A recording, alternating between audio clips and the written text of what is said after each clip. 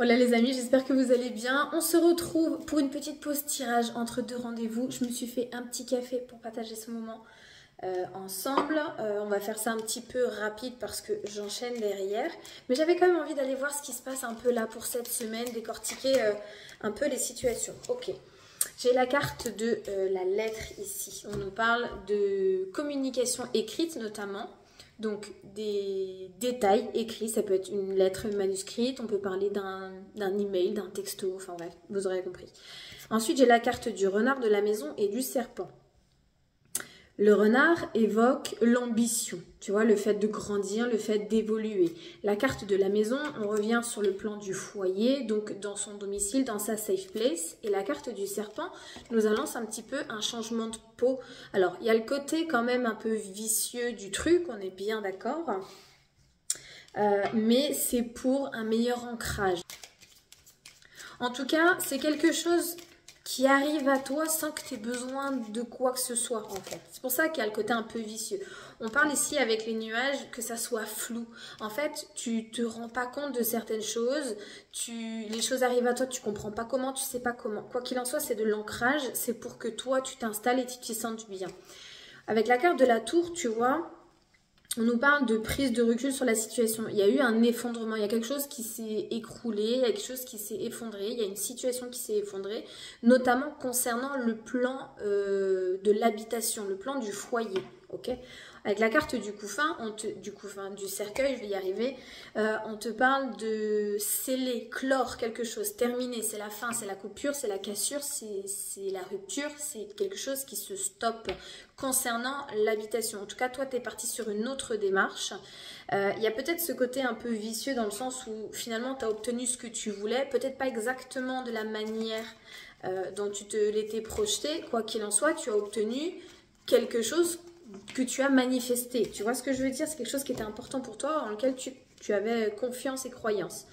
On te parle de compréhension mise en lumière par la chance, ou en tout cas une opportunité. Comme je te dis, c'est un peu comme ça vient à toi sans même que tu n'aies à agir dessus. Tu vois ce que je veux dire?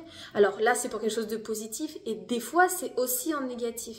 Des fois, il arrive que ça soit un dommage collatéral, on appelle ça. Et là, c'est un peu le même principe, si tu veux. C'est toi qui reçois sans même que tu aies eu besoin faut juste que tu te lances en fait, tu vois ce que je veux dire, faut juste que tu suives le mouvement.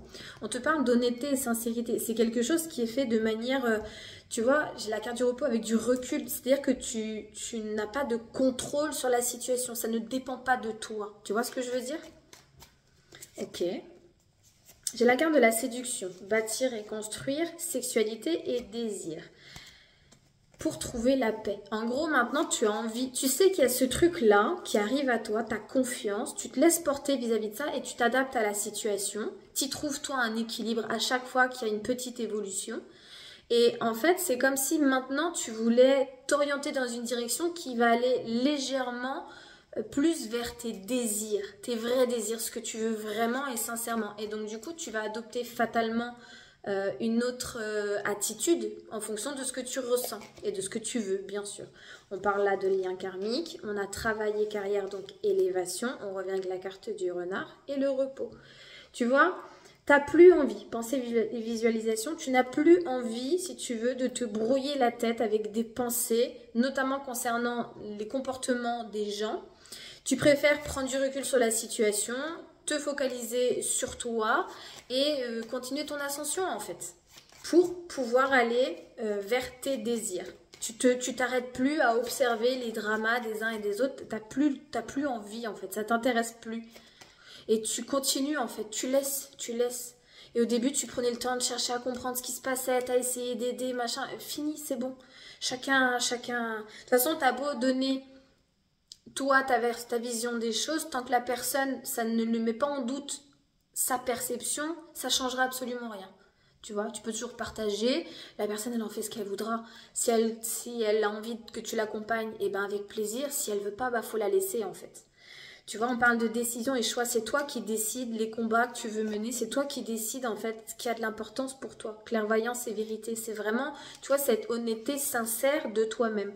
Et on te dit non, tu vois, par rapport à l'abondance et l'enrichissement, dans le sens où tu peux pas donner à tout le monde. Tu vois ce que je veux dire? Si tu ne prends pas de décision, si tu ne fais pas des choix qui peuvent être compris ou incompris, souvent je vous dis, on est la somme des 5 personnes que nous côtoyons. Et si vous côtoyez des gens qui sont dans l'élévation personnelle, et ben vous allez être aussi dans l'élévation personnelle. Si vous côtoyez des gens qui sont dans la spiritualité, vous serez plus enclin aussi à être intéressé par la spiritualité. Si vous côtoyez des gens qui sont dans l'entrepreneuriat, vous serez aussi amené à avoir envie d'entreprendre. Vous voyez ce que je veux dire?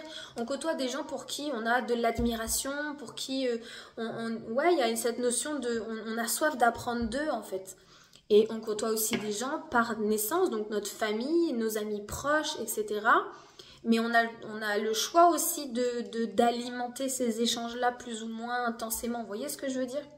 Donc, il n'y a pas à avoir de notion de frustration puisque, dans le fond, on choisit qui on a envie de devenir parce que c'est ce en quoi on croit.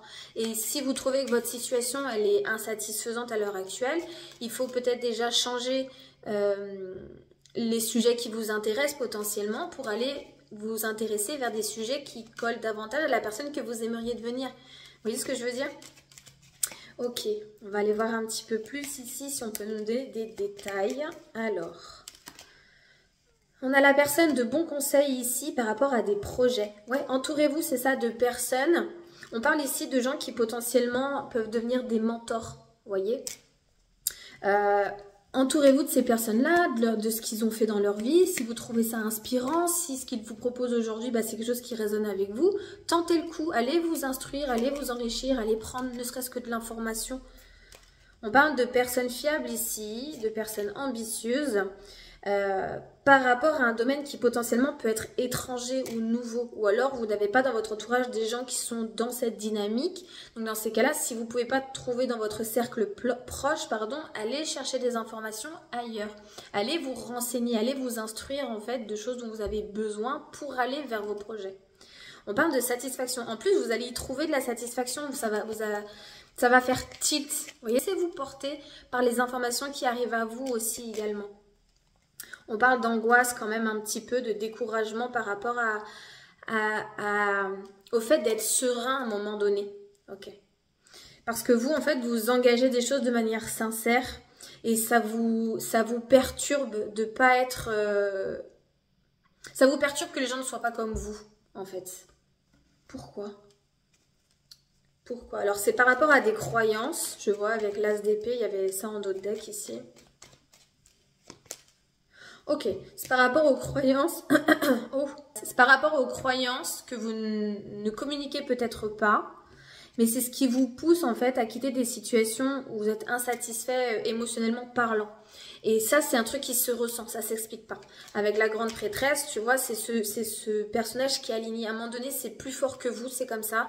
Bah, vous partez, vous lâchez vos émotions et... Alors, pourquoi ?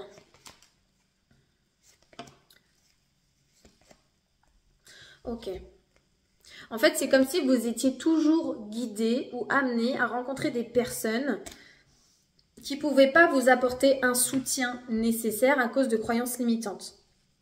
Et ça vous a toujours mis à mal, en fait. Ça vous a toujours bloqué. Alors, c'est certainement des choses qui se répètent. On parle de schéma répétitif, de cycle. Donc, très sensiblement, je pense, cette semaine, on va encore y avoir le droit. Qu'est-ce qu'on vous dit ici ? En fait, on vous dit de continuer à rester un peu égoïste comme vous êtes à l'heure actuelle. Alors, c'est pas être égoïste, c'est plutôt auto-centré. Focalisez sur vous. Le cavalier de bâton, ici, nous annonce une carte d'engagement dans l'action. Et la carte du diable, vous voyez, c'est le fait de contrôler les éléments autour de nous pour sentir ou ne pas ressentir ce qu'on a envie. Vous voyez ce que je veux dire ? Et la 9 de denier, c'est la récolte. Donc, c'est le fait de saisir et pouvoir se réjouir de ce qu'on a. Vous voyez ce que je veux dire? Il y a vraiment cette notion-là de satisfaction de ce qu'on a actuellement parlant. Alors, il y a quelqu'un possiblement qui va arriver près de vous. J'ai la carte de la lettre qui ressort parmi toutes les cartes qui sont posées au-dessus. On parle de l'ermite, un cavalier de coupe et l'impératrice.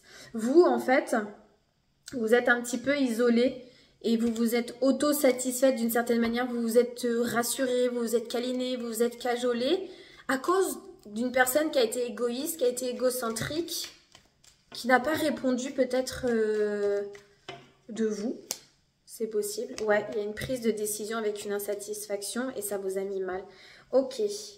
On parle d'élévation quand même à ce niveau-là. C'est-à-dire que vous avez pris de la hauteur, vous avez accepté, certainement pardonné aussi.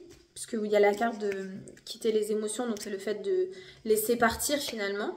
Ouais, en plus j'ai la 8 de bâton qui ressort, la tempérance et un cavalier de denier. Ok.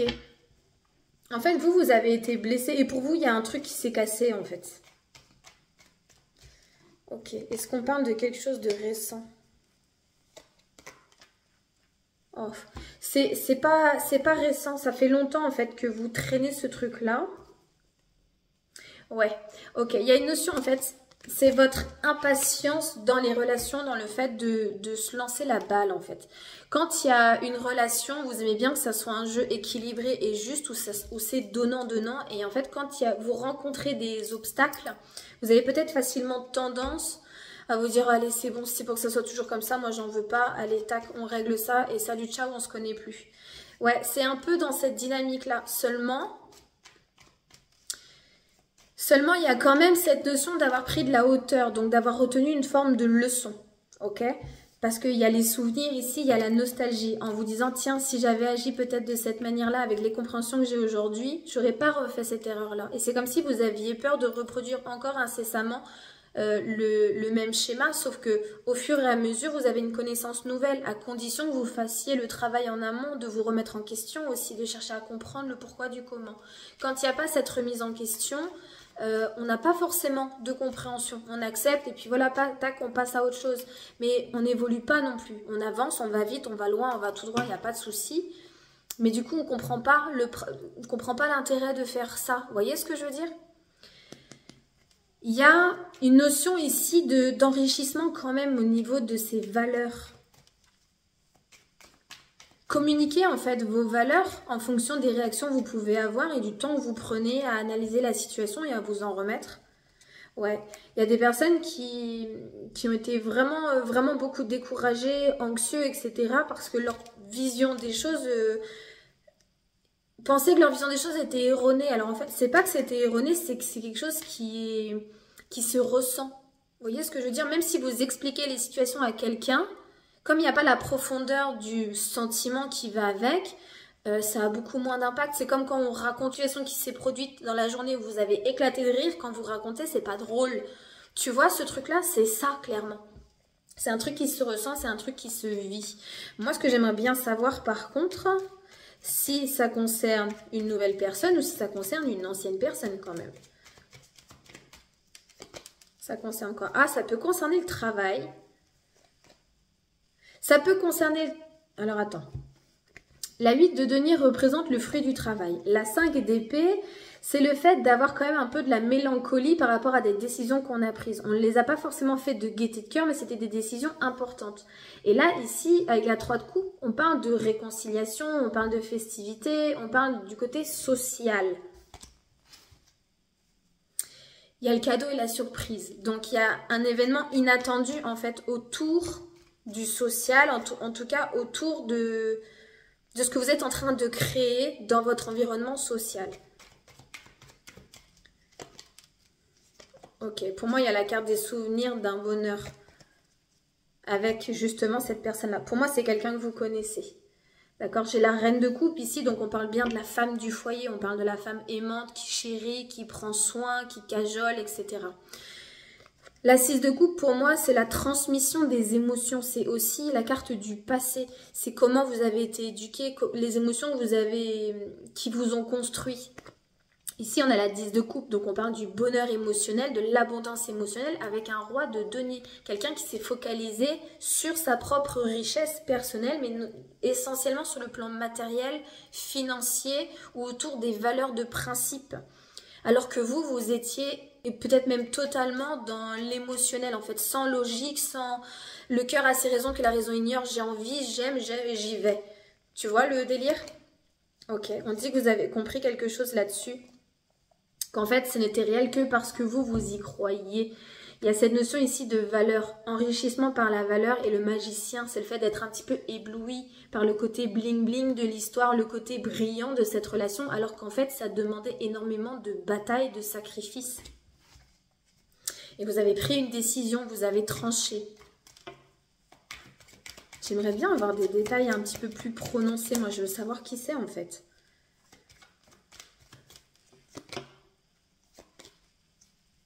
Ok.